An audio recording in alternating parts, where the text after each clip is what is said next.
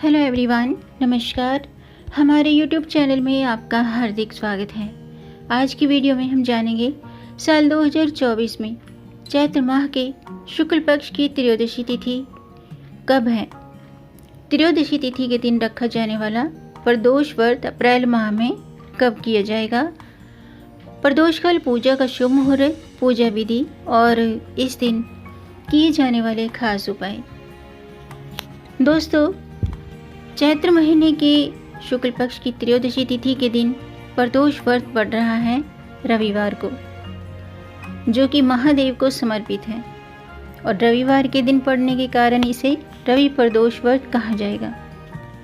इस दिन प्रदोष व्रत के दिन बहुत खास योग बन रहे हैं और यानी कि अद्भुत संयोग बन रहे हैं। इस दिन भगवान शिव और माता पार्वती की उपासना करने से, रुद्राभिषेक करने से मनोकामना पूर्ण होती है। खास तौर से जिनकी कुंडली में सूर्य ग्रह कमज़ोर है तो उन्हें रवि प्रदोष व्रत जरूर रखना चाहिए। रवि प्रदोष व्रत करने से हमारे मान सम्मान में वृद्धि होती है, कार्यों में सफलता मिलती है और अच्छे स्वास्थ्य का आशीर्वाद मिलता है। दोस्तों, शास्त्रों के अनुसार हर महीने की त्रयोदशी तिथि भगवान शिव को समर्पित है और महीने में 2 बार त्रयोदशी तिथि आती है, एक शुक्ल पक्ष में और एक कृष्ण पक्ष में। इस तिथि पर प्रदोष व्रत किया जाता है और किसी भी प्रदोष व्रत में भगवान शिव जी की पूजा शाम के समय प्रदोष काल में की जाती है। इस बार अप्रैल माह का अंतिम प्रदोष और चैत्र माह की शुक्ल पक्ष की त्रयोदशी तिथि 21 अप्रैल रविवार को है। रविवार को त्रयोदशी हो तो ये रवि प्रदोष कहलाता है। रवि प्रदोष के दिन व्रत करने से अच्छे स्वास्थ्य, धन, ऐश्वर्य और मान सम्मान, लंबी आयु का आशीर्वाद प्राप्त होता है। आज की वीडियो में हम जानेंगे साल 2024 में चैत्र शुक्ल पक्ष की त्रयोदशी कब है, पूजा का शुभ मुहूर्त, पूजा विधि और इस दिन बनने वाले शुभ योग और इस दिन किए जाने वाले खास उपाय। तो वीडियो शुरू करने से पहले आपसे एक खास बात। दोस्तों, अगर आप इस चैनल पर नए आए हैं और पहली बार आए हैं तो इस चैनल को सब्सक्राइब कर दीजिए और बेल आइकन बटन प्रेस कर दीजिए ताकि आने वाली वीडियो देख सकेंगे आप सबसे पहले। और जिन्होंने मेरा चैनल सब्सक्राइब कर दिया है उनका दिल से आभार, बहुत बहुत धन्यवाद। दोस्तों, इसी तरह मेरे चैनल के साथ जुड़े रहिएगा और अपना प्यार हमें देते रहिएगा। वीडियो को अंत तक ज़रूर देखिएगा ताकि कोई भी जानकारी छूट न जाए, क्योंकि दोस्तों आधी अधूरी जानकारी से पूरा लाभ नहीं मिलता है, इसलिए हमारे साथ अंत तक बने रहिएगा। तो आइए शुरू करते हैं। दोस्तों, चैत्र महीने के 21 अप्रैल रविवार को प्रदोष व्रत किया जाएगा। एकादशी के ठीक तीसरे दिन यानी त्रयोदशी तिथि को प्रदोष व्रत रखा जाता है। प्रदोष व्रत भगवान भोलेनाथ का व्रत है और भोलेनाथ की कृपा प्राप्ति के लिए ये सबसे सरल तरीका है, क्योंकि भोलेनाथ भाव के भूखे होते हैं और ये तो श्रद्धा से अर्पित किया हुआ एक जल का लोटा अर्पित करने से प्रसन्न हो जाते हैं। ये इतने भोले हैं, यानी कि भोलेनाथ हमारे भावना से प्रसन्न हो जाते हैं, हमारे भाव के भूखे हैं और जल्दी प्रसन्न हो जाते हैं, इसलिए ही इन्हें भोलेनाथ कहा जाता है। प्रदोष व्रत व्यापनी त्रयोदशी में किया जाता है, यानी कि जिस दिन शाम के समय, संध्या काल, प्रदोष काल के समय त्रयोदशी विद्यमान हो, उसी दिन प्रदोष व्रत किया जाता है। इस समय हमें भगवान शिव जी की विशेष पूजा अर्चना और रुद्राभिषेक करना चाहिए। प्रदोष व्रत में प्रातःकाल ही भगवान शिव की पूजा करें और व्रत का संकल्प लें। शिव पंचाक्षरी मंत्र का जाप करें, यानी कि ओम नमः शिवाय पंचाक्षर मंत्र का जाप करें और शाम को प्रदोष काल में विशेष पूजा करनी चाहिए। यानी कि पंचामृत से भगवान शिव जी का अभिषेक करें। बेलपत्र, भांग, धतूरा, फल, इन सब चीज़ों से भगवान शिव जी की पूजा करनी चाहिए। भगवान भोलेनाथ की आराधना करने से कुंडली में कमज़ोर या पीड़ित चंद्रमा मजबूत होता है। अगर आपकी कुंडली में चंद्रमा की स्थिति सही नहीं है, कमज़ोर है, तो भोलेनाथ की आराधना करनी चाहिए। भोलेनाथ की पूजा करने से और प्रदोष व्रत करने से कुंडली में चंद्रमा मजबूत होते हैं। भगवान शिव जी की पूजा और व्रत के साथ साथ आप चंद्रमा को मजबूत करने के लिए सुनहरा मोती भी धारण कर सकते हैं। आइए जानते हैं रवि प्रदोष व्रत की पूजा का शुभ मुहूर्त और इस दिन बनने वाले शुभ योग कौन से हैं। दोस्तों, 20 अप्रैल को शाम के 10:41 पर त्रयोदशी तिथि शुरू हो चुकी है और त्रयोदशी तिथि 22 अप्रैल को 1:01 पर समाप्त होगी और प्रदोष का जो समय है, यानी कि पूजा का जो समय है, वो 21 अप्रैल 6:51 से 9:02 तक का है। यानी कि प्रदोष पूजा का जो मुहूर्त है वो 6:51 से 9:02 तक है। पूजा के लिए कुल अवधि है 2 घंटे 12 मिनट की। दोस्तों, रवि प्रदोष के दिन कई शुभ संयोगों का निर्माण हो रहा है। इस बार प्रदोष व्रत सर्वार्थ सिद्धि योग, अमृत सिद्धि योग और रवि योग के संयोग में व्रत किया जाएगा।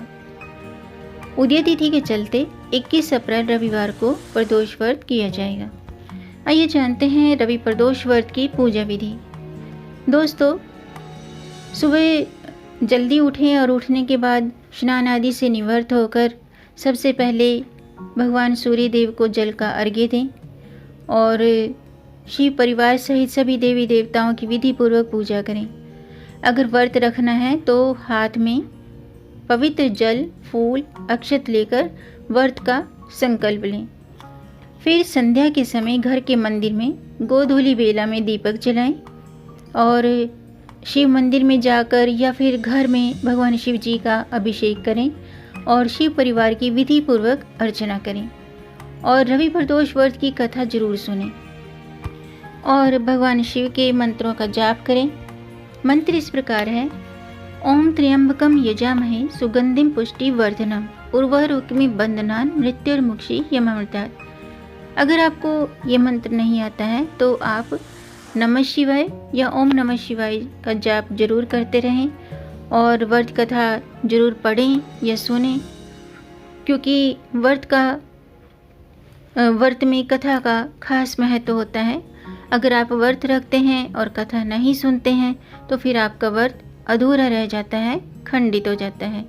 तो व्रत कथा पढ़ने के बाद पूरा फल प्राप्त होता है व्रत का। तो इस तरह से आप भगवान शिव की आराधना करें और उन्हें खीर का भोग लगाएं और इस दिन परिवार के साथ मिलकर आरती करें, पूजा संपन्न करें।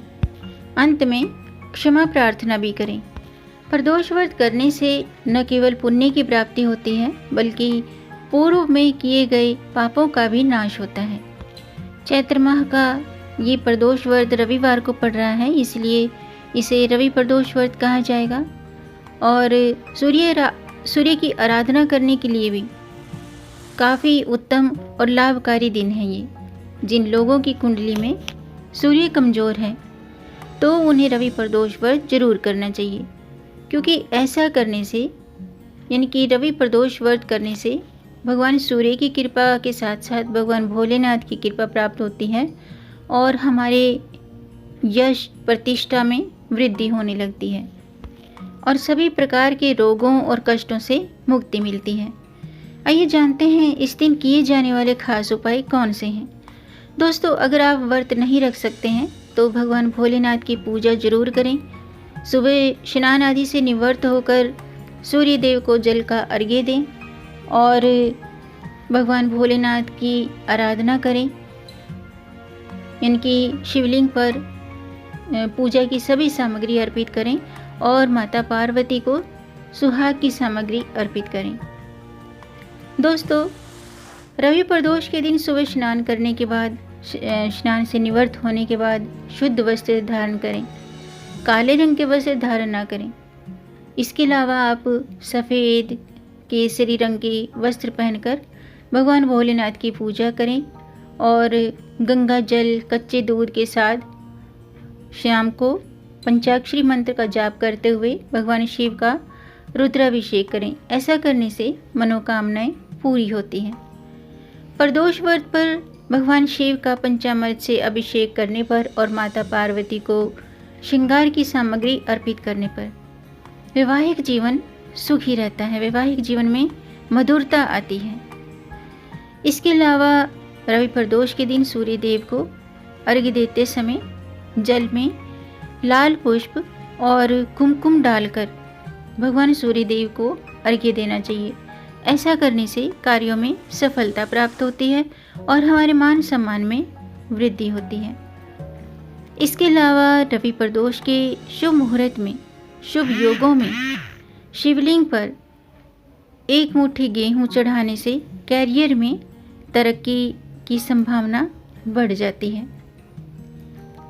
और किसी विशेष मनोकामना पूर्ति के लिए प्रदोष व्रत के दिन 21 बेलपत्र पर चंदन से ओम नमः शिवाय लिखकर भगवान शिव जी को अर्पित करना चाहिए। धन प्राप्ति के लिए लाल चंदन, घी, शहद से शिवलिंग का अभिषेक करना चाहिए।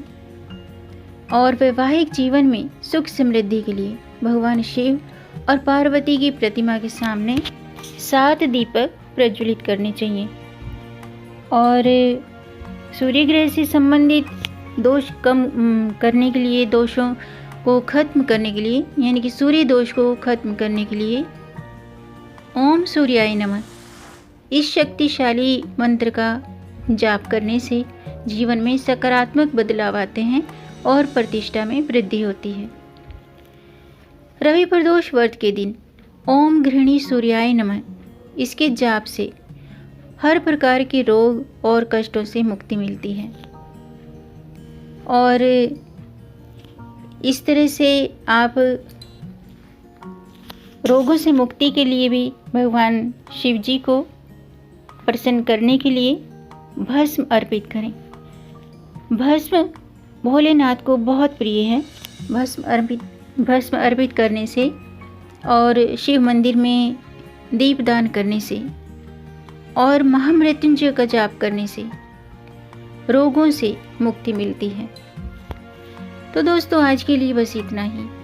उम्मीद है आपको ये जानकारी पसंद आई होगी।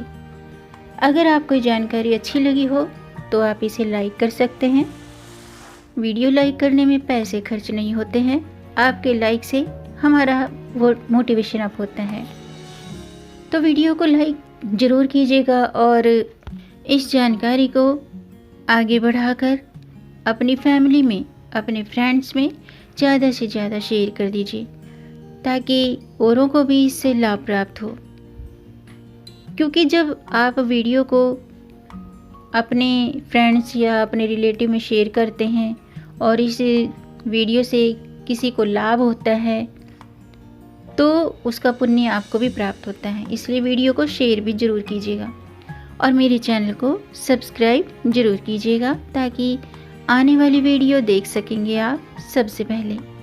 वीडियो को अंत तक देखने के लिए आपका बहुत बहुत धन्यवाद। मिलेंगे नई जानकारी के साथ, तब तक आप खुश रहें और स्वस्थ रहें। अपना ख्याल रखें और अपनों का भी ख्याल रखिएगा।